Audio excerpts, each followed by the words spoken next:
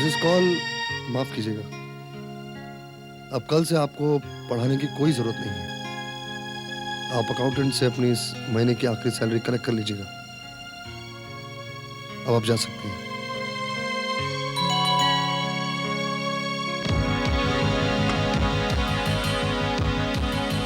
हाय, कैसे हैं आप? अच्छी हूँ। आओ। जितनी राजीव के साथ आई थी, याद है? आओ ना, बैठो। अब इतनी भी ज्यादती मत करो हम पे। तुम्हारा नाम भला कैसे भूल सकते हैं? नहीं भाभी, भाभी तो बुला सकती हूँ ना। ऑफ कोर्स, शौक से। एक्चुअली मैं भाई साहब को डिस्टर्ब करने आई थी। वो उस दिन उनसे मिलने के बाद मैंने कंप्यूटराइज कुंडली निकाली थी। पहले सोचा कि राजीव के साथ आऊंगी, फिर मैंने डिसाइड किया कि क्यों ना डायरेक्टली जाकर उनसे पूछ लूं। ज़्यादा से ज़्यादा वो मना कर देंगे तो आपके हाथ की चाय पीकर चली जाऊंगी। भाई साहब हैं? वो तो विपासना कैंप गए हैं। ये कैसा कैंप है? पता नहीं, चिट्ठी में उन्होंने लिखा था कि 10 दिन का मौन व्रत करके और पता नहीं क्या क्या करके अपनी आत्मा को पवित्र कर लेंगे। रियली? हाँ, अब ये तो ऐसे ही है। Wow, what a great soul. तभी तो इतने अच्छे तरीके से कुंडली देखते हैं। मैं जब उन्हें पहले दिन मिली थी ना, मैंने राजीव को कह दिया था, he is a genius, no two ways about it. अब किससे पूछूं और क्या क्या पूछूं? मम्मी, आप भी कमाल कर रहे हो मम्मी। पिछले 3 महीने से आपको हमें स्कूल फीस जमा करने का टाइम नहीं मिला। और पता है आज स्कूल में क्या हुआ? आज पूरे दो पीरियड के लिए मिस ने मुझे लास्ट बेंच पर खड़ा करके हवाई जहाज बनाया था। हाँ, और मुझे नील डाउन करवाया, पता है? बेटा, क्या कर रहे हो तुम लोग? ये सब बातें छोड़ो, देखो आंटी आई हैं। हाँ, नमस्ते करो। नमस्ते। नमस्ते। लेकिन मम्मी कल हमारा नाम कट जाएगा। हाँ। बेटा, देखो ना, अब तक मैं बहुत बिजी थी, अब तो मेरे पास टाइम ही टाइम है। मैं कल ही जाके तुम लोगों की फीस भर दूंगी। हाँ, डोंट वरी।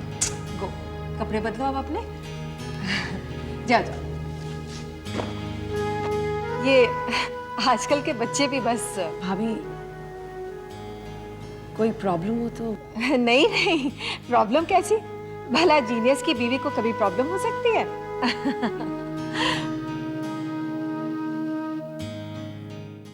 प्रॉब्लम रिकवरी है। कैसे करेंगे रिकवर हम, आप चलूं? खाली अपन को एक फोन करने का है बस। ऐसे नहीं होता। ऐसा ही होता है गोल साहब। ये तो खाली 25 लाख का लोन है, वो भी लिखा पढ़ी वाला। अरे अपन तो जबानी करोड़ों का सौदा किया है क्या? एक बार ही बोल दिया देंगा तो अपन देंगा। देखिए, ये एक रिकॉग्नाइज्ड फाइनेंस कंपनी है, कोई मजाक नहीं है कि जुबान से सौदा हो जाए। अपराध होता है जबानी बेनामी सौदा करना। ये काला धन इधर उधर करने के लिए करते होंगे लोग, लेकिन हम लोग तो रिजर्व बैंक के डायरेक्टिव से चलते हैं, और उस हिसाब से आपको जो अपने वो बार कम रेस्टोरेंट के लिए लोन चाहिए, तो उसके बारे में आप हमें सेटिस्फाई कीजिए। क्या कॉल साहब आप भी? अरे हमको पागल समझा है क्या? 20 साल हो गए अपन को इस धंधे में, इतनी सी बात नहीं समझे? बोलो क्या मांगता है? बोलो तो सिल्वर टावर में कौड़ियों के मोल फ्लैट बुक करा दे। जी, अरे एक नई कार घर भिजवा दें। ये क्या कह रहे हैं आप? अच्छा, अब ये नाटक छोड़िए। 25 लाख का लोन मतलब के आपका 2.5 लाख। खड़े हो जाओ। कैश कैश कॉल बाबा। बोलो तो अभी एडवांस देता हूँ। Get out, get out. Get out बोला अपने को? अभी मेरे कमरे से निकल जाओ फौरन, वरना मैं धक्के दे के निकलवा दूंगा। धक्के मारने वाला भी अपन को कोई फायदा नहीं हुआ है। अब उनको गेट आउट। अरे पागल हो गया क्या? एकदम पागल है अपन, एकदम पागल है। अभी तुम अपन को जानता नहीं, जब भी जानेगा तो बहुत पछताएंगे रे।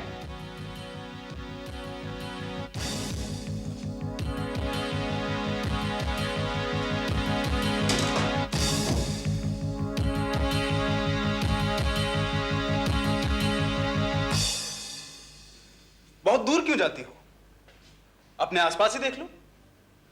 कितने ऐसे लोग हैं जिनके पास अपना कोई उसूल हो, जैसा भी हो पर उसूल तो हो। कोई उसूल नहीं, कोई विचार नहीं, कोई उद्देश्य नहीं, पर पब्लिक कोई छोटा मोटा उसूल वाला दिख तो जाए, सारे के सारे टूट पड़ते हैं उस पर। अच्छा, तो आपके पास अपना उसूल है। कैसा उसूल है आपके पास? कितनी प्रैक्टिस करते हो उसकी? कितना मानते हो? और अब 4 लाइनों में अपने उसूल और अपने समाज के रिश्ते को समझाओ, नहीं तो पत्थर खाओ। सारे के सारे टूट पड़ते हैं उस पर। क्या करेगा आदमी? घबराएगा नहीं तो क्या करेगा? लेकिन शेखर जी, आप बिल्कुल मत घबराइएगा, और किसी के भी कहने से आपको अपने उसूल बदलने की कोई जरूरत नहीं है।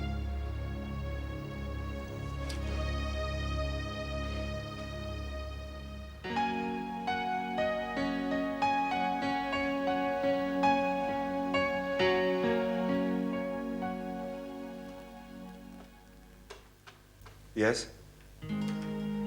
Put him on, please. हाँ खंडेलवाल बोल। क्या? कादर भाई को गेट आउट कह दिया?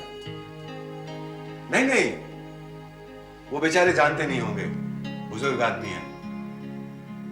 हाँ हाँ, हम भी अपने पुराने लोगों को छोड़ नहीं देंगे। देखो, मैं तुम्हारी प्रॉब्लम सॉल्व कर सकता हूं खंडेलवाल। हाँ, उनका बेटा मेरे स्टील प्लांट में असिस्टेंट मैनेजर है, मैं उससे बात करूंगा।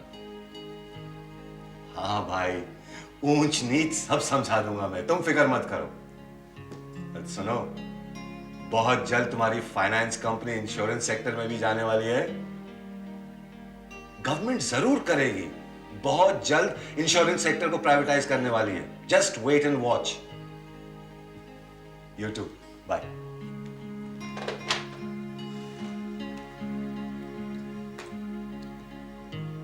Send Rajiv in immediately. नहीं है?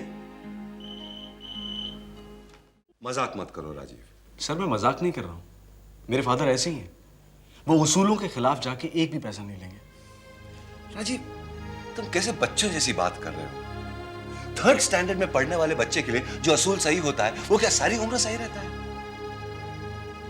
हम बच्चों को समझाते हैं, सिखाते हैं कि हमेशा सच बोलो, लेकिन बड़े होकर हम क्या कहते हैं कि बिना मतलब झूठ मत बोलो। सच तो हम छोटे मोटे नौकर, वॉचमैन, ड्राइवर, वर्कर ऐसे लोगों से एक्सपेक्ट कर सकते हैं, लेकिन क्या हम हर वक्त सच बोल पाते हैं? अरे हम क्या, बड़े बड़े इंस्टीट्यूशन, यहां तक कि गवर्नमेंट भी सच नहीं बोल पाती है।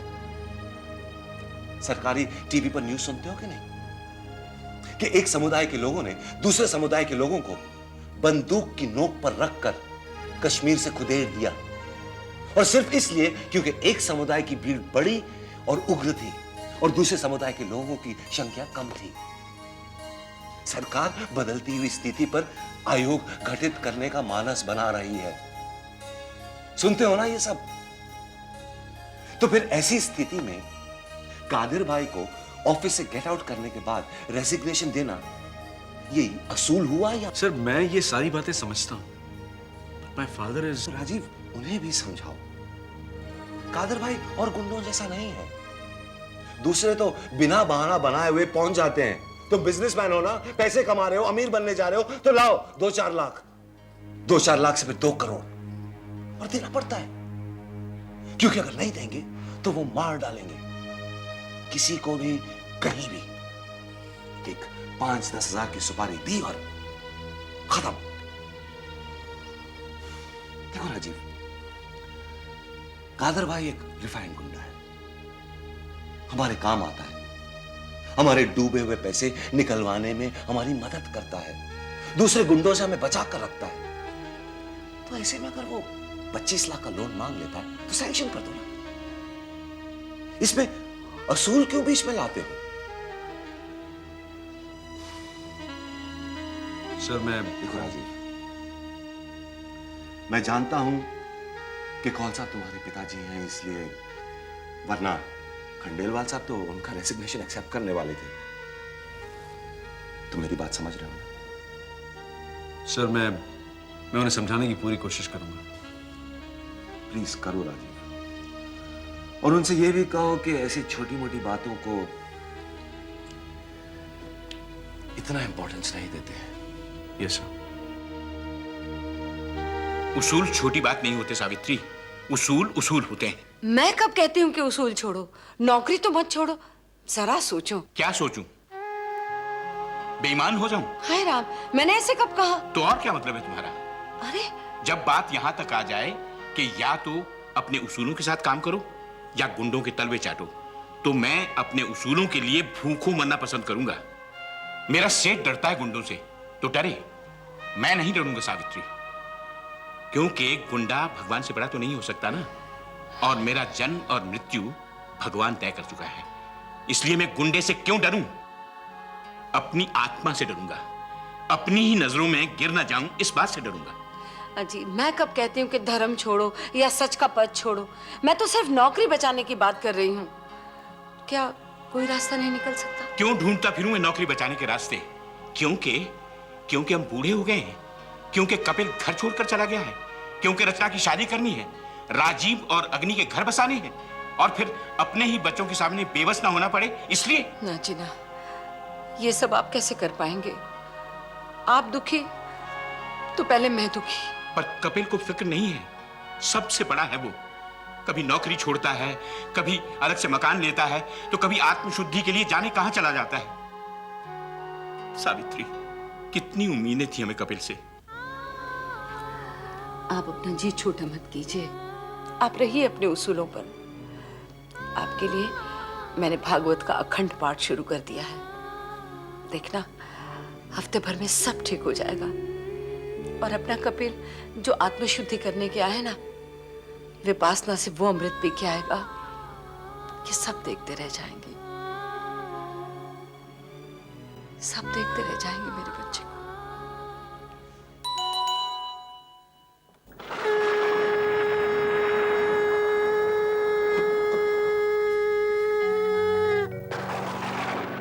मेरे कारण यदि तुम्हारा हृदय दुखा हो, मुझे क्षमा कर देना वीणा।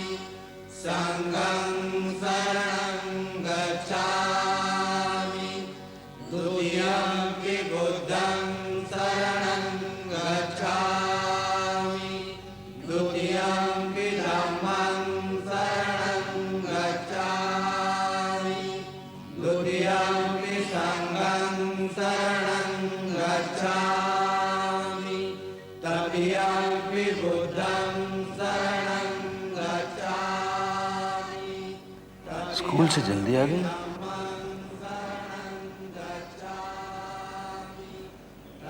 मेरा प्रश्न तुम्हें व्यर्थ लग रहा है या मन पर किसी दुख का बोझ उठा लाई हो? कपिल, मेरे स्कूल की नौकरी अब खत्म हो चुकी है और जो आखिरी महीने की तनख्वाह मिली थी उसमें से भी बस 200 रुपए बाकी है। बस इतनी सी बात और इतना दुख? कपिल, वीणा, इस क्षण क्या तुम्हारा सर दुख रहा है? नहीं। हाथ पैर या शरीर का कोई अंग तुम्हें भयंकर पीड़ा दे रहा है? नहीं। असहनीय भूख तुम्हें तड़पा रही है? नहीं, पर फिर भी तुम दुखी हो। इस क्षण में वीणा तुम क्यों दुखी हो? क्योंकि नौकरी गई थी कई क्षणों पहले, मतलब भूतकाल की बात, और पैसा नहीं रहेगा तो क्या होगा, इसकी दुखदाई कल्पनाएं हो गया भविष्य। एक पास्ट की घटना, एक भविष्य की कल्पना, और दुखी हो तुम वर्तमान। समझी कुछ? कपिल, पर मतलब पास्ट में अगर तुम्हारे साथ कुछ घटा, मान लो तुम्हारी नौकरी चली गई, उस पास्ट के कारण तुमने अपने फ्यूचर को डार्क पेंट कर लिया। पर ये दोनों ही जीवन नहीं है वीणा, बिल्कुल नहीं। जीवन न वो क्षण है जो गुजर गया, न वो क्षण है जो आने वाला है। जीवन ये क्षण है, ये जिसमें तुम चाय पी रही हो, मैं चाय पी रहा हूं। इसमें दुख कहां है? इस क्षण में तो रुक्मणी के हाथों की बनाई हुई अच्छी चाय है। कपिल, रुक्मणी को भी छुट्टी दे दी गई है। पास्ट में जा रही हो, फिर पास्ट में जा रही हो। कपिल, मैं पास में नहीं जा रही हूं, मैं सिर्फ परेशान हूं। अपने लिए, तुम्हारे लिए, बच्चों के लिए। क्यों? क्यों? अरे खाएंगे क्या, जिएंगे कैसे? चिड़िया को देखा है तुमने? कपिल, उत्तेजित क्यों हो रही? सुनो ना।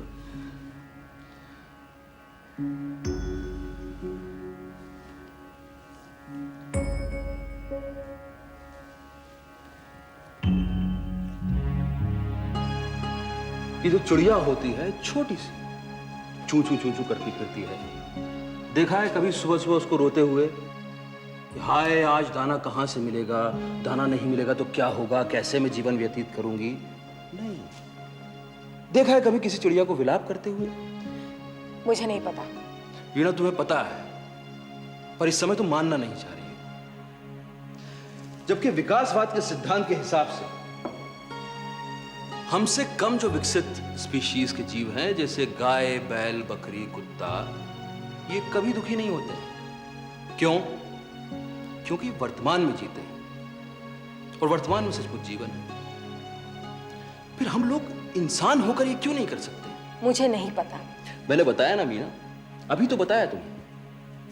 Forget past, forget future, just live in present, because the life is in present. और एक बार तुम वर्तमान में जीना सीख लोगे, तब तुम जानोगे कि तुम्हारे चारों ओर तुमसे कितने अधिक दुखी लोग हैं, कितना दुख है। फिर दुख से डरना कैसे? और अगर तुम ढंग से जीना सीख लोगी वर्तमान में, तो तुम्हें पता चलेगा दुख तो है ही नहीं, दुख तो कुछ होता ही नहीं है। कि जो है वो आना जाना है। कपिल, मैं पागल हो जाऊंगी। फिर फ्यूचर में जा रही है, फिर फ्यूचर में जा रही है वीणा। हे भगवान, कपिल तुम क्या हो क्या तुम? बहुत गहरा सवाल है वीणा, बहुत बड़ा सवाल है। इसका जवाब कैसे दूं मैं इसका जवाब दे ही नहीं पाऊंगा, क्योंकि मुझे स्वयं मालूम नहीं है कि मैं क्या हूं। मैं क्या हूं?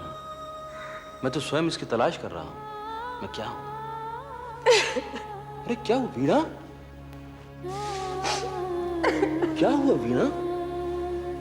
तुम रो रही हो? नहीं। क्यों करती हो तुम इतनी चिंता वीणा? क्या करूं? इतना सारा ज्ञान जो ले आए हो तुम, कहां रखूंगी मैं उसे? कैसे संभालूंगी? पागल कहीं की। फिर चली गई फ्यूचर में।